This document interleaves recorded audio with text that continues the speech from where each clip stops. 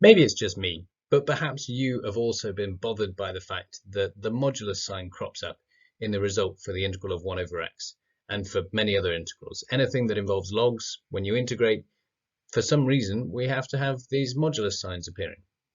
If you've ever asked the question, you've probably got a response something along the lines of, well, you can't take the log of a negative, so you have to make it positive. Or an even less helpful, well, that's just the way it is.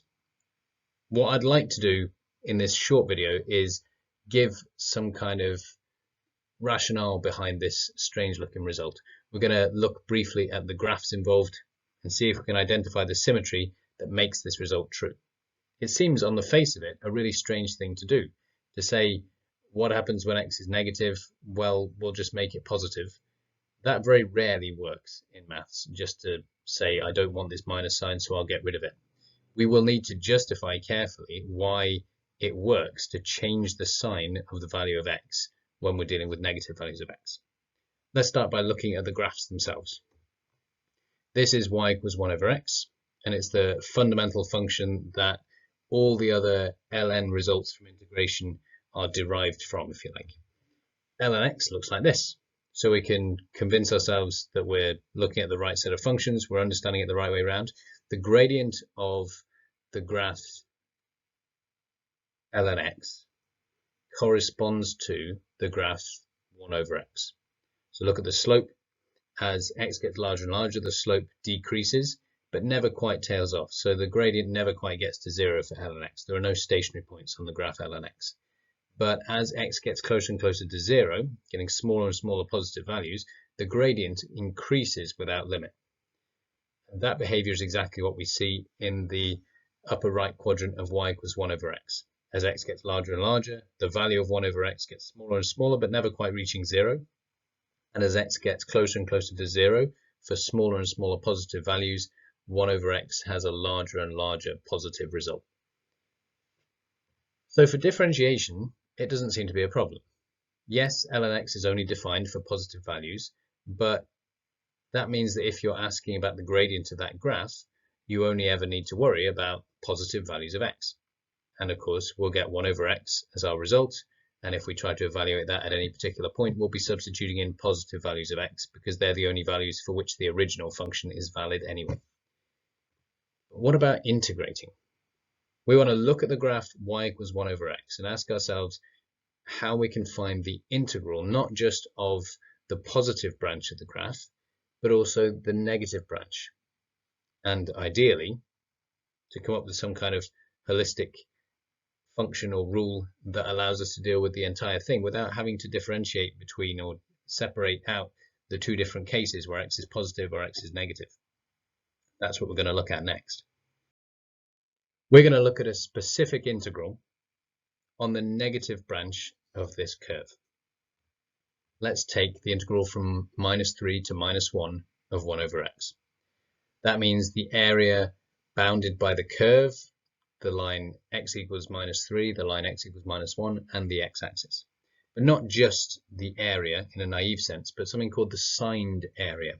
An area along with the corresponding sign, plus or minus, depending on whether it's above or below the axis. Remember, with integration, if you have a bit of the curve above and a bit below, if you care about the actual area that's been shaded, you would need to separate that into two different integrals so that you can evaluate how much area is above the axis and then how much is below, because the integral that is below the axis will come out negative. This is equivalent to the distinction between how far you've walked on a particular day and how far away you end up from your starting point. They might be exactly the same thing, but it might be that you've doubled back on yourself at some point. You've walked away from home and then later you've walked back towards home. You might have a net displacement of 0, even though the distance you've covered is 10k. So we know that's going to be a negative integral. Now what we want to do is leverage the symmetry of this graph. Notice that this particular curve has rotational symmetry around the origin, the point 0, 0. The rigorous way of describing this is that f of minus x is equal to minus f of x. In terms of graph transformations, you might think of it as saying If you reflect in the x-axis, that's equivalent to reflecting in the y-axis. And that's true for a whole range of functions, and they're called odd functions, not because they're strange, but because polynomials that are made up of exclusively odd powers of x have this same property. If you've got something involving some x's, some x cubes, maybe an x to the 7, but it doesn't have any x squareds, no x to the power of 10s, doesn't even have any constants because they are effectively even powers of x, x to the 0, provided it satisfies that condition, it will have the same rotational symmetry about the origin that we're seeing here. Other graphs do as well. It's not just polynomials with an odd powers for all their x values. Tan x is another classic example of an odd function, because tan of minus x gives the same answer as minus tan of x. And of course, sine x as well is an odd function, although cos x is an even function, which has its own symmetry, but in that case, it will be mirror symmetry in the y-axis rather than rotational symmetry about the origin. So if we can rotate the graph, that means we can rotate that entire section that we're interested in integrating. And we'll generate another integral of the same size. The only thing we have to be careful of is that although it's the same size, it will not be the same sign. The blue integral we've got over on the left, on the negative branch of y equals 1 over x, that will have a negative size.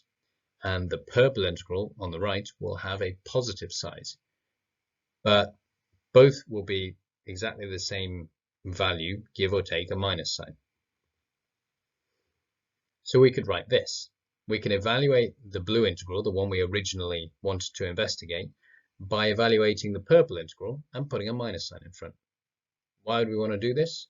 Well, we already have a perfectly good antiderivative for the positive branch of y equals 1 over x. In other words, we know that ln x differentiates to 1 over x, and that's perfectly valid for all positive values of x, because ln x is well defined for all positive values of x.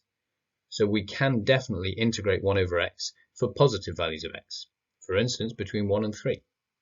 If we can make use of that fact, we should be able to calculate the integral for negative values of x by using this symmetry.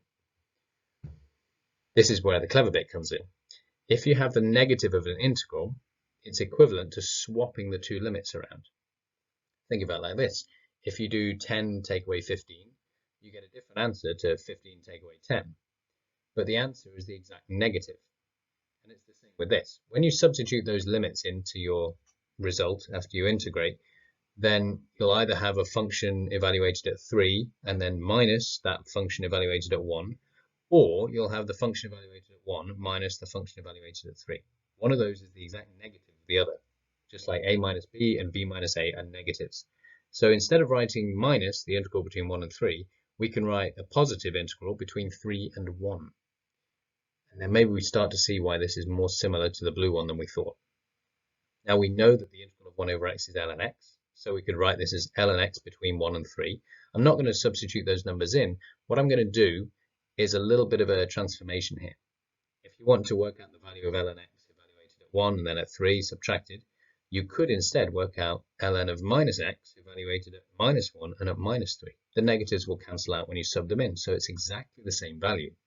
Ln of minus 1 and ln of minus 3 are the same as ln of 1 and ln of 3.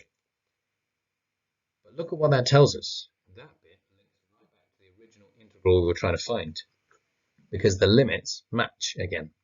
We changed the limits around, we swapped them over, we've now managed to reintroduce the minus sign that got lost.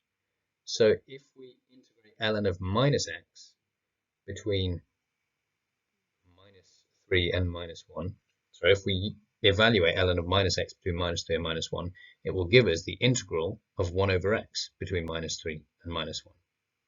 That sounds like we found a function for integrating 1 over x whenever x is a negative. It's not the same function as we had for the positive ones, but it's related to it.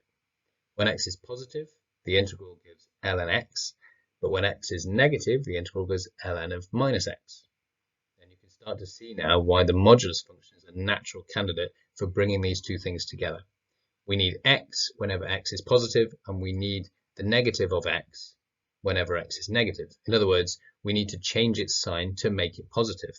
The only reason we need to have negative in front of the x is to change the sign of the negative values of x that are going to be substituted in. And And therefore, we can summarize the whole thing by saying, regardless of what sign x happens to be, we can replace x with mod x, and then it works for both cases. ln of mod x plus c. That's just about all I have to say. The only thing I want to briefly mention at the end is that if you are contemplating taking an integral which is partly in the positive branch and partly in the negative branch of 1 over x, you're going to have a few issues. The reason for that is that we've got a discontinuity between the two. Anytime you need to integrate between a positive and a positive value, you'll be fine. Between a negative and a negative value, you'll be fine. Where you will have a problem is if you're trying to integrate between a negative and a positive limit. But that problem doesn't occur because of the ln mod x result. That result works just fine. The problem occurs because of the nature of the graph y equals 1 over x. It's discontinuous at the origin, which means integration in the usual sense doesn't work when x equals 0. We've got a result that's fine for positive values and for negative values, but if x equals 0 is either one of your limits or is between your two limits, then you have a special kind of integration. You're going to have to find a cleverer way to evaluate that particular thing. It's doable, but it's beyond the scope of A-level maths.